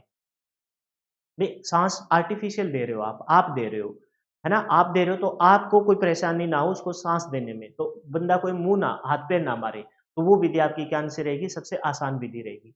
लेकिन सबसे बेस्ट की बात करूं, पेपर में बुकों में ना कंफ्यूजन दे रखी है, सबसे बेस्ट ऊपर वालों में से किसी को लिख दिया, वही सबसे बेस्ट है मुंह से मुंह विधि। आप पेशेंट को ऑन द स्पॉट है ना सांस दे सकते हो, इसमें आपको कोई भी कुछ भी चेक करने की जरूरत नहीं है। बस आपको अगर लगता है कि भाई मुंह से ब्लीडिंग वगैरह हो रही है तो उसको हल्का-फुल्का साफ करके ऑन द 3, 4, 5 सेकंड में आप रिस्पॉन्स दे सकते हो। कोई कपड़ा लीजिए, नहीं तो कपड़े आपने डाल रखे हैं वो कपड़ा रखिए, शर्ट वगैरह निकालिए, बनियान वगैरह निकालिए, ऊपर लगाइए और साँस देना ठीक है? तो ये है सबसे बेस्ट विधि और लेकिन हाँ, आसान इसमें से ऊपर 2 में से वो रहेगी जिसमें आप वो पेशेंट परेशान ना करें, हाथ-पैर ना मारे, ठीक है? भई नॉर्मल सी बात है, बेचैन होता है, अगर साँस लौटाई है थोड़ी बहुत तो फिर अब वो सँभलने की कोशिश करते हैं, उसको लगता है कि तेरे साथ क्या हो गया? तो वो हाथ-पैर मारना स्टार्ट कर देता है। तो सबसे पहले देखते हैं सेल्वेस्टर विधि। इस विधि को क्या कहते हैं? आर्म लिफ्ट चेस्ट प्रेस विधि कहते हैं। आर्म लिफ्ट चेस्ट प्रेस विधि कहते हैं। अच्छा, एक बात सुनना चाहे सिल्वेस्टर हो चाहे सेफर विधि हो, अगर वैसे तो आज तक आया नहीं लेकिन फिर भी मैं बता देता हूँ। तो आपसे पूछा जाए कि इस प्रक्रिया को कितनी बार दोहराना चाहिए? तो 12 से 15 बार दोहराना और तब तक दोहराते रहना चाहिए कि जब तक बंदे की सांस ना लौट आए। लेकिन एक आइडियल देखा जाए तो 12 से 15 बार अगर दोहराते हो तो बंदा रिस्पॉन्स देना स्टार्ट कर देता है। अगर गर्म काम कर रहे हो तो, ठीक है? तो सिल्वेस्टर विधि हो चाहे सेफर विधि हो, तो उसको तब तक दोहराते रहना चाहिए, जब तक पेशेंट की साँस ना लौट आए। एक तो ये है अपने व्यावहारिक जीवन में, लेकिन किताबी तौर पर लिख रखा है कि 12 से 15 बार उसको दोहराना चाहिए और 2 से 3 सेकंड तक उसको प्रेस करना चाहिए। 12 से 15 बार दोहराना चाहिए, कितनी बार उस स्टेप को अपनाएँ, जैसे ये है कि सिल्वेस्टर विधि में आर्म लिफ्ट लिफ्ट करके और फिर चेस्ट पे आप प्रेस कर रहे हो, ठीक है? तो ये कितनी सेकंड तक प्रेस दबाव डालें, तो 2 से 3 सेकंड। और इस क्रिया को कितने देर तक दोहराएँ कि फर्स्ट स्टेप में उसके हाथ ऐसे फैलाएँ और फिर उसके ऊपर ले जाके ऐसे चेस्ट से उस पे दबाव डालें। तो दबाव डालें 2 से 3 बार, चाहे वो सेफर विधि हो, चाहे आपकी वो सेल्वेस्टर विधि। मुँह से मुँह विधि और मुँह से नाक विधि, तब तक साँस देते रहिए जब तक उस इंसान के साँस लौट ना आए या फिर तब तक देते रहिए जब तक आपके अंदर जान बाकी है। यानी कि साँस देने से जान तो नहीं जाएगी, लेकिन एक टाइम आएगा कि भई आप भी थक हार के बैठ जाओगे, तो फिर तो देखो कोई चारा नहीं है। क्योंकि ये जो आपकी कृत्रिम श्वसन विधि है ना, ये टाइम लेती है। तो व्यावहारिक जीवन में ये नहीं कि हमने तो किताबों में पढ़ रखा है 10 से 12 बार करना था, नहीं साँस लौटी, छोड़ दो गया ये तो, ऐसे नहीं। तब तक करते रहना है, जब तक उस बंदे की साँस लौट ना आए, ठीक है? तो 10 से 12 बार आइडियल केस है ना? 12 बार, 15 बार, लेकिन तब तक करते रहना है जब तक साँसें लौट ना आए। तो भई इसमें क्या करना होता है, 2 चरण है इसके सिल्वेस्टर विधि के, जिसको आप बोल सकते हो आर्म फीट चेस्ट प्रेस में। 2 चरण है। पहले चरण में ये वाली तस्वीर आपको दिखाई दे रही है, ये दूसरा चरण है। पहले चरण में क्या होता है कि हमें जो पेशेंट है, उसमें पहले क्या करना होता है कि भई उस पेशेंट के बिल्कुल शोल्डर की साइड अपना सर की हेड की साइड आप बैठ जाएँगे।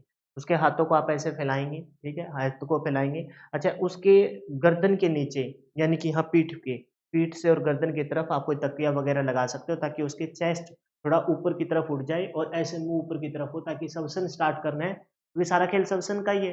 तो भई उसको साँस अच्छे से प्रॉपर तरीके से आ पाए, मतलब कोई भी अवरुद्ध ना हो, अच्छे से अपनी साँस नलिकाएँ ऐसे ओपन हो जाएँ।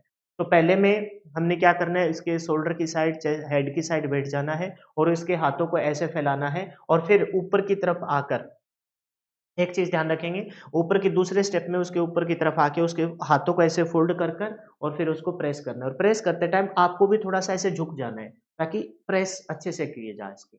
और इतना ज़्यादा ज़ोर नहीं लगाना कि बंदा बेचैती हो जाए, लेकिन इतना ज़ोर लगाना है कि उससे आपके आपके जो लंग्स है, आपके फेफड़े हैं, वो दबाव महसूस करें। दबाव महसूस करेंगे तो वो सिकुड़ेंगे और जब आप उसको 2 से 3 सेकंड के बाद छोड़ेंगे, तो वो अब आपके फैलेंगे। समझ रहे हैं? फैलेंगे तो आपके इसी प्रकार से सांस का आवागमन स्टार्ट होगा। तो इस क्रिया को कौन से मेथड कहते हैं? सिल्वेस्टर कहते हैं। ये मेथड कब यूज़ किया जाता है? जब रोगी के क्योंकि आपको पता है कि आपने इसको पीठ के बल लेटाया है। तो पीठ के बल लेटाया है तो इसका मतलब ये हुआ कि आप चाहते हैं कि भई रोगी पीठ से सेफ है। यानी कि रोगी पीठ के बल लेटाया है, तो रोगी के पीठ पे कोई आपके घाव या छाले नहीं है। आपके करंट लगा है या जला है, जो भी हुआ है, तो वो उसके पीठ पे छाले नहीं है और चेस्ट आपकी सही है। तो आपने जब इस विधि को तब तो चेस्ट पे आपके छाले हो तब इस विधि का यूज करना है, क्योंकि अगर चेस्ट पे अगर आपके छाले हैं और आपके चेस्ट के बल लेटा रहे हो तो उसमें रोगी परेशान होगा। तो आपको इस विधि का तब प्रयोग करना है जब आपकी पीठ पे कोई छाले ना हो और आपके चेस्ट पे छाले हो, तब आप इसे सिल्वेस्टर विधि सीधा, सिल्वेस्टर मतलब सीधा लेटाना है, ऐसे याद कर लो। सिल्वेस्टर सीधा लेटाना है, सिल्वेस्टर सीधा लेटाना है, ठीक है? तो 2 चरण हो गए, पहले चरण में आप रोगी के हाथ फैलाएँगे सर की साइड होके, दूसरे चरण में आप हाथों को फोल्ड कर, है ना? फोल्ड कर उस पे चेस्ट पर ऐसे दबाव डालेंगे 2 से 3 सेकंड को। कितने टाइम तक दबाव डालना है लिख देता हूँ, 2 से 3 सेकंड तक, है ना? 2 से 3 सेकंड तक तो आपको क्या करना है? दबाव डालना है, प्रेस करना है ना? दबाव डालना है और ये प्रक्रिया कब तक दोहरानी है? तो हम कहेंगे 12 से 15 बार। कितने बार तक दोहरानी है? 12 से 15 बार तक इस प्रक्रिया को दोहराना है। 12 से 15 बार तक यह प्रक्रिया आपको दोहरानी है, ठीक है? अच्छा, 12 से 15 बार किताबी है, लेकिन तब तक दोहराते रहेंगे जब तक रोगी के सांस लौट ना आए। प्रक्रिया को आप दोहराएंगे। क्लियर हो गई? तो ये होगी आपकी सिल्वेस्टर। सिल्वेस्टर में सीधा लेटाना और इस विधि का नाम क्या है? Arm lift. आर्म को ऐसे फैलाना है, लिफ्ट करना है और चेस्ट को प्रेस करना है, चेस्ट को फोल्ड करके ऐसे प्रेस करना है, ठीक है भाई? दूसरी आपकी कौन सी? सेफर विधि। दूसरी कौन सी? सेफर विधि। ये सबसे आसान तरीका है, सबसे बेस्ट नहीं है, बेस्ट आपके मुंह से मुंह, सबसे आसान है। सेफर कैसे है? क्योंकि इसमें उसमें क्या था, उसमें जैसे यहाँ रोगी को आपने पीठ के बल लेटाया है, जब उसके चेस्ट पे छाले थे तो उसको पीठ के बल लेटा दिया। तो इसमें ये है कि अगर मान के चलो जब रोगी का सांस लौट के आएगा तो वो हाथ में मारने की कोशिश करेगा, समझ रहे हो ना? तो इसमें क्या रहेगा कि जो ऊपर आपके आर्टिफिशियल आपके श्वसन तंत्र दे रहे हैं तो उसको परेशानी होगी, भाई बंदा हाथ पैर मारने की कोशिश करेगा। इसमें क्या है, इसमें आपने उसको चेस्ट के बल लेटा दिया और चेस्ट के बल लेटा दिया तो वो हाथ पे मारेगा तो आपको कोई दिक्कत नहीं आएगी। कभी कभार तो इतना बेचैत होता आदमी जो ऊपर उसके खड़ा है, उसको लगता है ये इसी ने तेरे पे अटैक किया है, वो उसको मारने लग जाता है, पीटने लग जाता है, ऐसे ऐसे ऐसे रिएक्ट करने लग जाता है जैसे वो उसका दुश्मन हो, क्योंकि माइंड चेतना में नहीं होता। ये वाली मेथड है वो सबसे आसान तरीका है, क्योंकि इसमें रोगी को चेस्ट के बल लेटाया जाता है। क्यों लेटाते हैं? क्योंकि उसके पीठ पे छाले हो रखे होते हो, तब इसका प्रयोग करते हैं। इसमें किसका? इसमें कहेंगे कि चेस्ट के बल नहीं लिटाया जा रहा क्योंकि उसकी चेस्ट पे छाले हैं। जिस अंग पर छाले हैं उसकी तरफ से नहीं लेटाना। तो इसमें पीठ इसकी सही है तो हम पीठ के बल लेटाएंगे तो चेस्ट में इसके छाले रहेंगे। इसमें हमने क्या कहा कि भाई उसकी चेस्ट सही है तो छाले कहाँ मिलेंगे? उसके पीठ पे रहेंगे। तो जिस साइड छाले उस साइड तो नहीं लेटा रहे, तो चेस्ट पे छाले नहीं है तो हमने इसको चेस्ट के बल लेटा दिया, ठीक है? और ये सबसे आसान मेथड है। कौन सी मेथड सबसे आसान है? सेफर, सेफ है ये, सेफर विधि सेफ है। अच्छा, सिल्वेस्टर कैसे लेटाना है? सिल्वेस्टर में सीधा लेटाना है, सिल्वेस्टर में सीधा लेटाना है, ये लिंक बनाया। सेफर सबसे आसान है, ऐसे याद रखेंगे, सेफर सबसे आसान है, सेफ है, लिंक बनाना है अपने को। इस सेफर शब्द को हमने क्या बोल दिया कि भी सेफर जो विधि है वो सबसे क्या है? सेफर का मतलब हमने बोल दिया कि ये सबसे आसान विधि है। ये क्या है? सबसे आसान विधि है। अच्छा, आसान शब्द याद आएगा तो आपको ध्यान आ जाएगा, आसान विधि होगी तो बंदा हाथ पांव नहीं मार पाएगा, और हाथ पांव नहीं मार पा रहा है तो हमने उसको किसके बल लेटाया है? हमने उसको चेस्ट के बल लेटाया। तो याद रहेंगे दोनों। सेल्वेस्टर में सीधा लेटाना है, वो लिंक बनाया, वो लिंक आपको बाय चांस भूल भी गए। सेफर में सबसे आसान, सेफर मतलब सेफ विधि है, सबसे आसान है। आसान कब होगी? जब बंदा हाथ पांव ना मार पाए। हाथ पांव कब नहीं मार पाएगा? जब बंदे को चेस्ट के बल लेटाया जाए, मुंडा लेटा दिया, हाथ पांव कैसे मारेगा? नहीं मार पाएगा। और एक ऐसे भाई ओए क्या कर रहा है? तो सबसे सेफर सबसे आसान विधि है, चेस्ट के बल लेटाएंगे। अच्छा, चेस्ट के बल लेटाएंगे तो एक और रीजन यहाँ से क्लियर हो जाएगा, क्या कि भाई इस विधि का प्रयोग तब करते हैं जब आपकी पीठ में छाले हो, क्योंकि चेस्ट के बल लेटाए हैं। और सिल्वेस्टर विधि का तब प्रयोग करते हैं जब आपके चेस्ट पे छाले हो, क्योंकि आपने पीठ के बल लेटाए। क्लियर है? अच्छा, ये मेथड भी कितनी बार? तो हम कहेंगे इस मेथड को भी आपने जो दबाव डालना है वो 2 से कैसे डालेंगे वो बताएंगे। 2 से 3 सेकंड तक तो आपने दबाव डालना है। 2 से 3 सेकंड तक तो आपने क्या डालना है? दबाव डालना है। ठीक है, ये बात क्लियर हो गई। फिर इस विधि को भी कितने टाइम तक? तो हम कहेंगे 12 से 15 बार तक, है ना? 12 से, ये किताबी है लेकिन तब तक करते रहेंगे जब तक सांस ना लौट जाए। तो 12 से 15 बार तक इसको क्या करेंगे? दोहराएंगे, दोहराया जाता है, दोहराया दोहराया जाता है। इस विधि को कब तक दोहराया जाता है? तो हम कहेंगे 12 से 15 बार, लेकिन तब तक दोहराते रहेंगे जब तक व्यक्ति के सांस ना लौट आए। बोलो ये बात क्लियर है क्या? 2 चरण है इसके भी। पहले चरण में आप रोगी के मतलब जो लेटा है उसको अपने घुटनों की तरफ जाके यहाँ अपने घुटनों को फोल्ड करके बैठ जाएंगे। और ऐसे भी कर सकते हैं कि दोनों पाँव को फोल्ड करके आप उसके पाँव के दोनों अपने पाँव के बीच में दोनों पाँव लेके ऐसे भी लेट सकते हो, है ना? ऐसे भी लेट सकते हो और साइड में भी हो सकते हो। आप यहाँ देख पा रहे हो कि इसमें साइड है, आप दोनों एक पाँव इस साइड है, ऐसे भी कर सकते हो क्योंकि इससे प्रेस आप अच्छे से कर सकते हो। और यहाँ आपको सिर्फ और सिर्फ एक ही टारगेट होना चाहिए कि बंदे की सांस लौट आए, क्योंकि 3 मिनट तक सांस नहीं लौटेगी तो ऑक्सीजन सप्लाई माइंड में नहीं जाएगी, आपकी अचेतना की स्थिति बन जाएगी, कोमा में जा सकते हो, हार्ट बीट भी रुक सकती है। दूसरी बात, ये वो टाइम है जिसमें आप किसी की जान बचा रहे हो, तो उसमें आपको ये हर्ज नहीं करना कि भाई ये लेडीज है ना, ये जेंट्स है, भाई मैं तो इसको नहीं जानता, ऐसे आपको कोई हर्ज नहीं करनी। आपको तब तक कोशिश करनी है जब तक बंदे की जान ना बच जाए। बीच में आज काफी बार कॉल आ गया, लेकिन कोई बात नहीं। तो पहले मेथड, अच्छा आपको ये नहीं सोचना भाई ये लेडीज है, ठीक है, कोई भी हर्ज नहीं है। बाद में लोगों का काम होता है बोलना, वो नहीं बोलेंगे तो क्या करेंगे। आपको नॉर्मल सी बात है, आपको फिलहाल किसी की जान बचानी, ठीक है। जानते हो नहीं जानते हो इससे कोई फर्क नहीं पड़ता, जानते हो तो बहुत अच्छी बात है, नहीं जानते हो तो और भी अच्छी बात है, क्योंकि आप आज एक समाज सेवा कर रहे हो और ये वो काम है जिसकी भरपाई लोग ना मतलब किसी भी तरीके से नहीं कर सकते, ठीक है। तो आपने क्या करना है, पहले मेथड में घुटने के बल बैठ जाना है, चाहो तो आप ऐसे भी बैठ सकते हो, चाहे आप अपना पाँव एक ही साइड भी निकाल सकते हो। आपको क्या करना है, 90 डिग्री का कोण बनाकर आपके उंगली और आपके हाथों के बीच में यहाँ ऐसे 90 डिग्री का एंगल बना के, 90 डिग्री का एंगल बना के आपको, है ना, जैसे यहाँ ऐसे इस साइड यहाँ से उंगलियां तो आपकी इधर आ जाए और आपका जो ये देखो यहाँ से ये वाला जो है ना हिस्सा, यहाँ पर आपका अंगूठा हो और इन उंगली और अंगूठे के बीच में कितने डिग्री का एंगल हो, 90 डिग्री का एंगल हो। ये 90 डिग्री का एंगल क्यों है, क्योंकि पकड़ बनती है अच्छे से। जब किसी चीज को आप पकड़ बनाते हो तो भाई ऐसे पूरा ऐसे मतलब जैसे यहाँ से ऐसे, तो ऐसे पकड़ बनाएंगे। तो अब ऐसे करना है, अपनी उंगलियों को ऐसे, यहाँ जो आपकी रिब्स होती हैं, है ना, ये पसलियां होती है, इन पे करना है और अपना अंगूठा पीछे की साइड रखना है और ऐसे करना है। और जब आप प्रेस करो 2 से 3 सेकंड, तो आपको थोड़ा सा झुक जाना है, क्योंकि इससे आपका हाथों के साथ साथ फोर्स आपका बॉडी का लगेगा, ठीक है। तो आपको प्रेस करना है और फिर उसको छोड़ देना है 2 से 3 सेकंड तक प्रेस करना है, छोड़ देना है, फिर 2 से 3 सेकंड तक प्रेस कर देना है, छोड़ देना है, 2 से 3 सेकंड मतलब ऐसे 1 2 छोड़ दिया, फिर प्रेस करना 1 2 3 छोड़ दिया। इससे क्या रहेगा कि भाई आपके जो रिब्स है, आपकी पसली है, आपके फेफड़े हैं, वो सिकुड़ेंगे और कॉन्ट्रैक्ट होंगे और फैलेंगे, ठीक है। तो इससे क्या होगा कि बंदे की श्वसन तंत्र है वो पुणे से लौट आता है, चलना स्टार्ट कर देता है। तो जब आप झुकोगे तो आपको दबाव डालना है, जब आप छोड़ो तो ये दूसरा चरण हो गया, आपको रिलैक्स छोड़ देना है। अच्छा, बीच-बीच में चेक करते रहना है ना? अगर मान के चलो कि भई आपने लेटाया है उसको चेस्ट के दौरान, तो यह सुनिश्चित कर ले कि भई एक तो यहाँ इस साइड आपने पिछले वाले में इसके नीचे की तरफ आपने तकिया लगाया है, इसमें यहाँ नीचे की तरफ तकिया नहीं लगाना होता, क्योंकि आप चाहते हैं कि भई उस बंदे का श्वसन जो आपकी जो एयरवे है, आपका जो मार्ग है, वो प्रॉपर तरीके से समतल रहे, ताकि सांस लेने में दिक्कत ना हो। अच्छा, दूसरी साइड एक चीज और ध्यान रखना, इसमें सांस जब आपका ये सुनिश्चित कर ले कि भी बंदे का मुंह ऐसे जमीन पर ऐसे ना हो कि अगर जमीन पे लेटा है तो भाई मिट्टी विट्टी भी जा सकती है। अगर बेड पे या कोई आपने कहीं ऐसी जगह कोई कपड़ा बिछा के लेटाया है तो फिर सांस आएगा कैसे, मुंह तो ऐसे, नाक मुंह तो बंद हो गया। तो एक साइड आपकी गर्दन, एक साइड, इस साइड लेफ्ट हैंड साइड करो तो लेफ्ट हैंड साइड कर लीजिए, राइट हैंड साइड करे तो राइट हैंड साइड कर लीजिए। यह सुनिश्चित कर ले कि भाई उस बंदे का जो एयर वे है, मार्ग है, वो प्रॉपर तरीके से ओपन है कि नहीं है, कहीं आप जोर लगा रहे हो और सांस लेने का कोई मार्ग ओपन ही ना हो।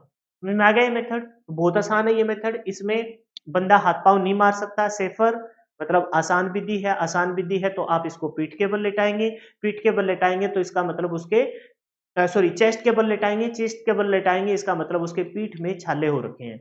2 से 3 सेकंड तक प्रेस करेंगे और फिर इस क्रिया को 10 से 12 बार 15 बार दोहराया जाता है, लेकिन तब तक दोहराते रहिए जब तक बंदे की सांस ना लौट आए, ठीक है। अब बात करते हैं कि बंदे की सांस नहीं लौट के आ रही उन दोनों से, आपने 10 से 12 दोहराया, फिर आपने और कोशिश की, नहीं लौट के आई, फिर अब आप क्या करेंगे, अब जाएंगे आप सबसे बेस्ट मेथड की। कौन सा मेथड मेथड है सबसे बेस्ट, वो है मुंह से मुंह।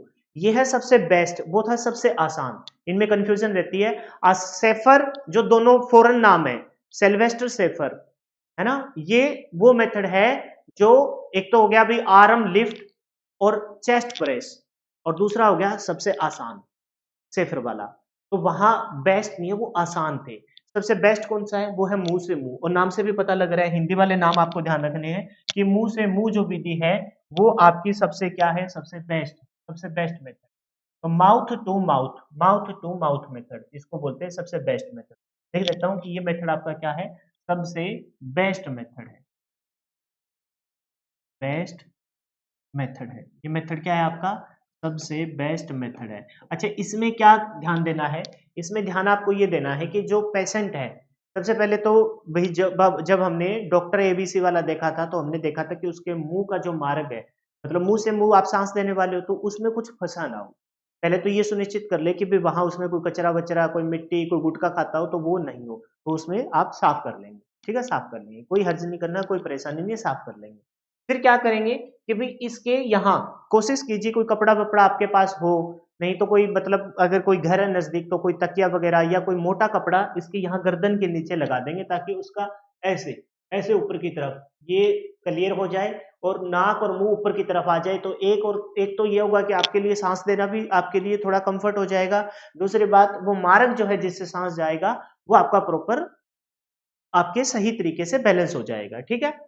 अच्छा, इसमें करना क्या है, आपको ये भी ध्यान देना है कि जो आप सांस दोगे, तब सांस दो तरीके से आपका आपके बॉडी के अंदर जाता है, नाक से भी जाता है ना। 99.9% हम नाक से ही सांस लेते हैं, लेकिन अब मैं बोल रहा हूं तो साथ साथ मेरा सांस मुंह से भी तो जा रहा है ना, और मुंह से बाहर भी निकल रहा है।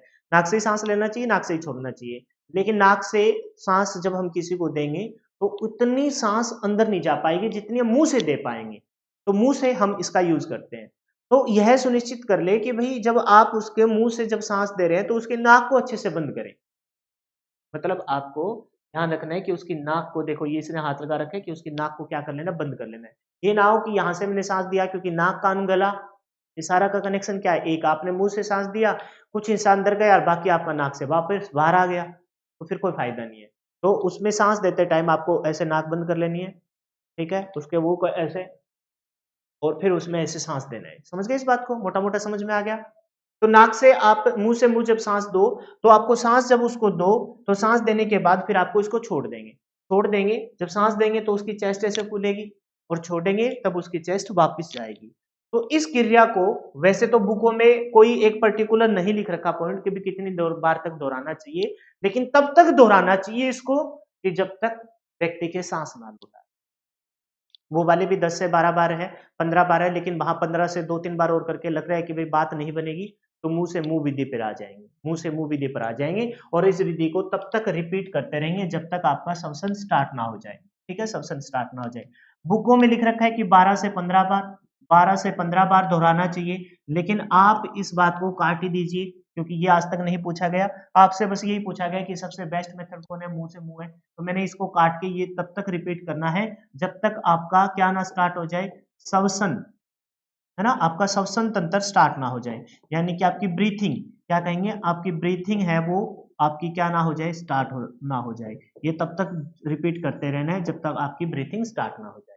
ठीक है? बस ये सबसे बेस्ट मेथड है, इसमें ज़्यादा आपको झंझट नहीं करना होता, तुरंत आप स्टार्ट कर सकते हो। मुँह पे कपड़ा डालेंगे, कपड़ा आपके पास नॉर्मल सी बात, आपने कुछ पहन रखा हो उसका यूज़ कर सकते हैं, आप अपनी शर्ट निकाल सकते हैं, आप अपने अंडरगारमेंट्स में बनियान का यूज़ कर सकते हैं, रुमाल का यूज़ कर सकते हैं, कोई साफा वगैरह है तो यूज़ कर सकते हैं, नहीं तो उस व्यक्ति का भी कपड़ा यूज़ कर सकते हो। साँस देने से पहले जब साथ-साथ उसके चेस्ट के ना जो शर्ट पहन रखी है उसको लूज़ कर दें, ताकि आपको एक तो साफ-साफ दिखाई दे कि भी साँस जा रहा है, आ रहा है, ऐसा कुछ हो रहा है। साथ में वो पेशेंट भी कम्फर्ट ज़ोन में आ जाएगा, तो उसके कपड़े-वपड़े को आपको ढीला कर देना चाहिए, ताकि उसको थोड़ा-सा कम्फर्ट भी लगे और उसको साँस लेने में दिक्कत ना आए, और प्लस में आपको भी साफ-साफ दिखाई दे कि भई हाँ, जब आपने साँस दी है तो चेस्ट फूल रही है, आपने जब इसको छोड़ा तो आपकी चेस्ट वापस जा रही है। क्लियर है? तो सबसे बेस्ट मेथड है ये, सबसे बेस्ट मेथड है। फिर जब आपने देखा सिल्वेस्टर शेफर आप नहीं दे पा रहे हो। सिल्वेस्टर शेफर में देखो भई, आप नॉर्मल सी बात है कि भई कहीं न कहीं आपको फ़ोर्स लगाना पड़ रहा है, लेकिन आप नहीं दे पा रहे हो। कोई भी कारण हो सकता है, अभी आपके हाथ में चोट लगी हो, ठीक है? हो सकता है कि भई आप में इतनी कोई एनर्जी ना हो सकता है कि भई वो इतना बुज़ुर्ग कोई आदमी हो सकता है कोई छोटा बच्चा हो, है ना? छोटा बच्चा हो तो आपको आइडिया नहीं लग पा रहा अभी कितना प्रेस करें, कितना फ़ोर्स लगाएँ, तो आपने फिर जाना है मुँह से मुँह विधि। अब मुँह से मुँह विधि गई और आपको लगा कि भई यार इसका ऐंठन ऐंठन एक शब्द है, ऐंठन का मतलब होता है कि जब किसी के, ऐसे अपने देसी भाषा में बताऊं, किसी के जबाड़े जुड़ गए। जबाड़े जुड़ने का मतलब समझते हो कि भी किसी का कोई दौरा आ गया, साथ में दौरा आ गया तो उसका मुंह बंद हो जाता है। मुंह बंद हो जाता है, कभी कभार आपने देखा होगा कि मुंह से ब्लीडिंग भी स्टार्ट हो रखी है। ब्लीडिंग उस टाइम घबराना नहीं होता, ब्लीडिंग इस वजह से होती है कि मुंह जब बंद हुआ, जबाड़े जब जुड़े, तो हो सकता है कि ऐसे जीभ उसके दांतों के बीच में आ गई हो, इस वजह से दांत जीभ के से ब्लीडिंग स्टार्ट हो गई हो। तो घबराना नहीं है। और घबराने से नेगेटिव तो आपको देखो ऑलरेडी है ही सब कुछ, वहां सारा माहौल ऑलरेडी नेगेटिव है। आप भी घबरा गए तो नेगेटिव में नेगेटिव शामिल नहीं होना, आपको सिर्फ और सिर्फ पॉजिटिव सोचना है कि हमें इसके संवसन को स्टार्ट करना है। तो फिर आप क्या करोगे, जब मुंह बंद हो तो आप उसको देखो, पहले चेक करो खुल पा रहा है, 3-4 सेकंड तक उंगली वगैरह डाल के चेक करो, खुला नहीं खुला, तो अब वेट नहीं करना। अब आप क्या करोगे, मुंह से नाक विधि की तरफ जाओ। मुंह से नाक विधि सेम टू सेम वही प्रोसीजर है जो आपका मुंह से मुंह वाली विधि था, लेकिन मुंह से मुंह वाली विधि में आपने नाक को बंद कर लिया था। नाक को आपने बंद कर लिया था, लेकिन यहाँ मुंह ऑलरेडी बंद है। मुंह ऑलरेडी बंद है, अगर लगता है कि भी मुंह से सांस वापस आ सकता है तो ठीक है, मुंह को कवर कर लेंगे, मुंह को बंद कर लेंगे। लेकिन मुंह बंद है तो इसका मतलब मुंह से सांस वापस नहीं आएगा, आपको सिर्फ नाक पे ही फोकस करना है। फिर भी सिखाया यही जाता है, जिन बच्चों को ट्रेनिंग दी जाती है कि भी आप मुंह को बंद कर लेंगे, जब मुंह से मुंह सांस दो तो आपको नाक बंद कर लेनी है, मुंह से आप नाक की तरफ सांस दो तो आपको मुंह बंद कर लेना है। ठीक है, वही रोगी के नीचे यहाँ ऐसे कोई कपड़ा वगैरह, तकिया वगैरह या जो भी कोई चीजें हैं वो लगाएंगे। ऐसे तो नहीं है कि हार्ड कोई चीज लगा दो, ईंट लगा दो नीचे, नहीं भाई वो चुभेगी, कोई फायदा नहीं है। तो ऐसा कीजिए, अगर कोई चीज अवेलेबल हो, नहीं है तो कोई बात नहीं, आप श्वसन को स्टार्ट कर सकते हैं। तो इस भी क्रिया को तब तक दोहराते रहेंगे जब तक आपकी सत्संग बनने की लोट ना आए। किताबों में लिख रखा है 10 से 12 बार, 15 बार दोहराते रहेंगे, ठीक है, लेकिन आप तब तक दोहराते रहेंगे जब तक आपका सांस ना लौट पाए। अच्छा, ये विधि कब यूज करते हैं, ये विधि भाई तब यूज करते हैं जब किसी पेशेंट के क्या हो, ऐंठन हो।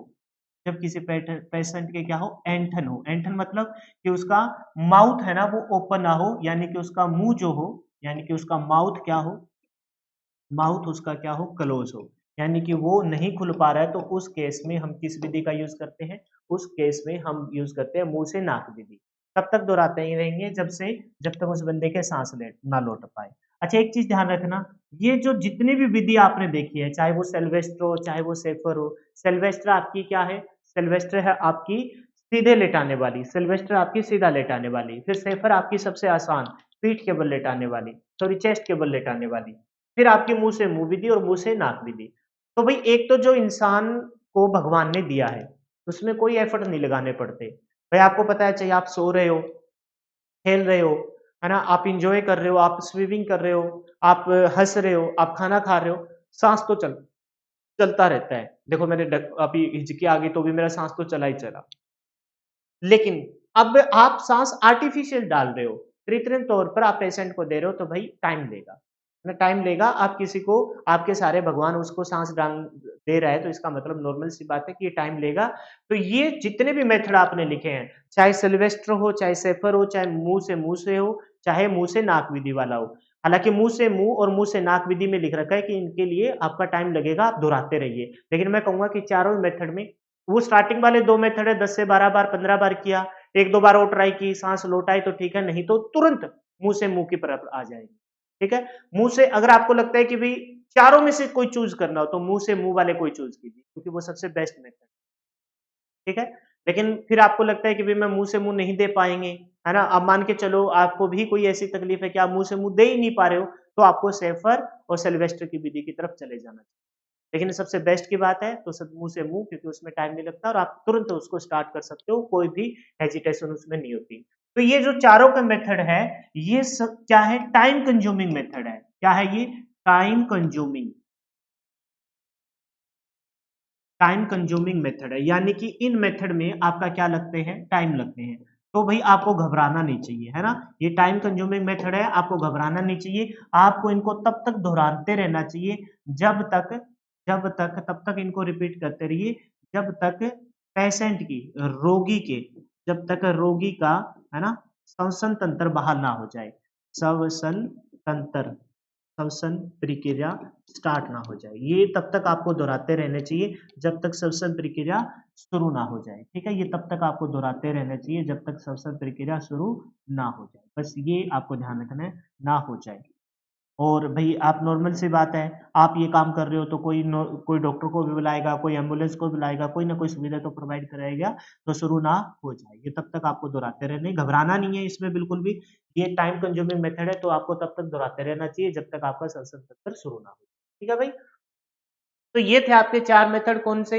ये थे आपके क्रिएटिव सॉल्यूशन के 4 मेथड। अब यहाँ जो क्वेश्चन पेपर में आते हैं, मैंने थ्योरी नहीं लिखी, बेफालतू का झंझट रहता पेपर में, आने वाले क्वेश्चन आपको मैं बता देता हूँ।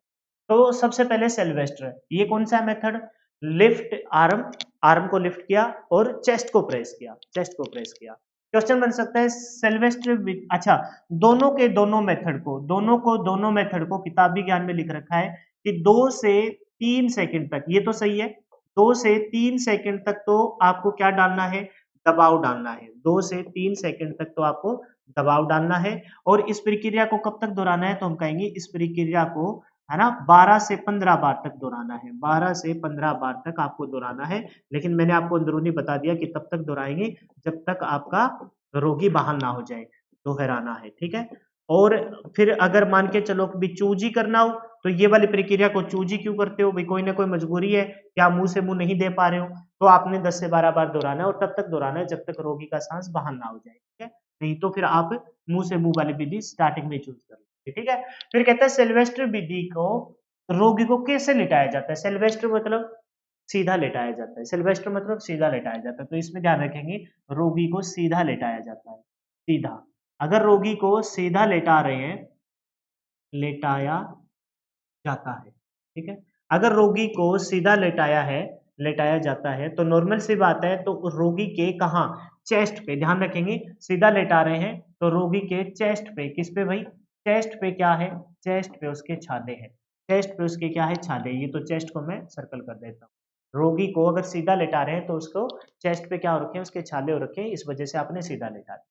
फिर सेफर विधि, सेफर को मैंने बताया कि आप ऐसे याद रखना कि ये सेफर विधि सबसे आसान विधि है। सेफर विधि क्या है? सबसे आसान विधि है। आसान है तो इसका मतलब ये हुआ कि रोगी हाथ पांव नहीं मार सकता, हाथ पांव नहीं मार सकता, तो इसका मतलब आपने रोगी को कैसे लेटाया है? आपने उस रोगी को लेटाया है सर, कैसे? आपने लेटाया उसको पीठ के बल, किसमें? पीठ के बल लेटाया जाता है, पीठ के, एक मिनट रुक जाइए अभी। सिल्वेस्टर वेदी में सीधे लिटाया जाता है रोगी को चेस्ट के बल, है ना? कैसे लिटाया जाता है? हाथ पांव नहीं मार सकता, आसान है, तो रोगी को कैसे? चेस्ट के बल, चेस्ट के बल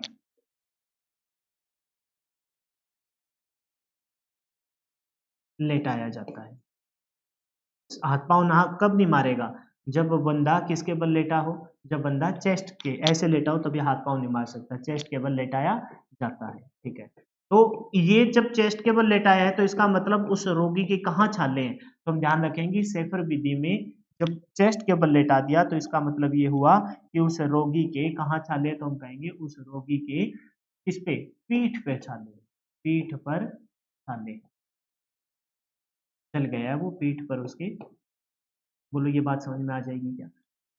समझ में आ गई ये बात? तो हमने क्या कहा, सेल्वेस्ट्रो चाहे सेफर हो, 2 से 3 सेकंड तक दबाव डालना है, 10 से 12 बार तक आपको दोहराना है। सेल्वेस्टर में सीधा लेटाते हैं, इसका मतलब उसके चेस्ट पर छाले हैं। उसको पूरा लिख दूं क्या? चेस्ट पर चेस्ट पर छाले,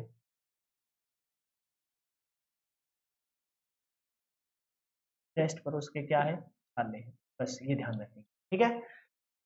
और सेल्फर विधि में, सेफर विधि सबसे आसान विधि है, आसान विधि है तो उसको चेस्ट के बल लेटाया जाएगा, चेस्ट के बल लेटा रहे हैं तो उसके पीठ पर, ठीक है? फिर कह रहे हैं मुंह से मुंह विधि, ध्यान रखेंगे सबसे बेस्ट मेथड, बेस्ट मेथड। इसमें एक तो चांसेस ये रहते हैं कि भाई श्वसन तंत्र जल्दी स्टार्ट हो सकता है, कोई भी यहाँ झंझट नहीं है, तुरंत स्टार्ट कर सकते हो, और चांसेस हैं उन दोनों से सबसे इफेक्टिव भी मुंह से मुंह विधि है।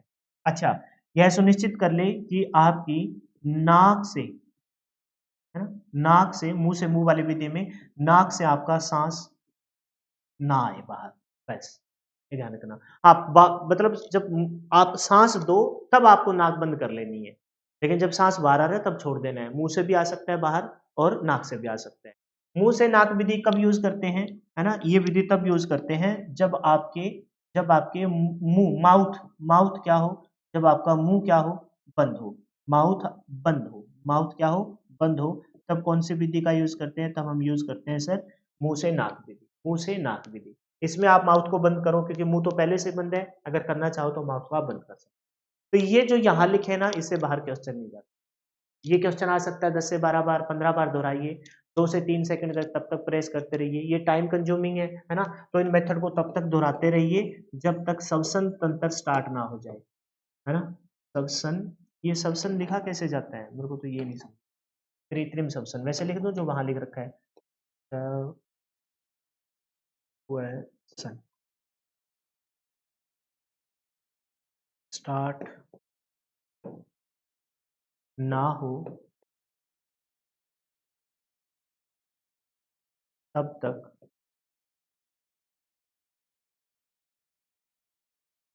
इन, खास करके ये दोनों, खास करके ये दोनों, वो वाले तो आपको पता है कि फिर आना होता तो उनसे आ जा सकता, तो मुंह से मुंह और मुंह से नाक विधि तब तक दोहराते रहेंगे जब तक इन, तब तक श्वसन स्टार्ट ना हो, तब तक इनको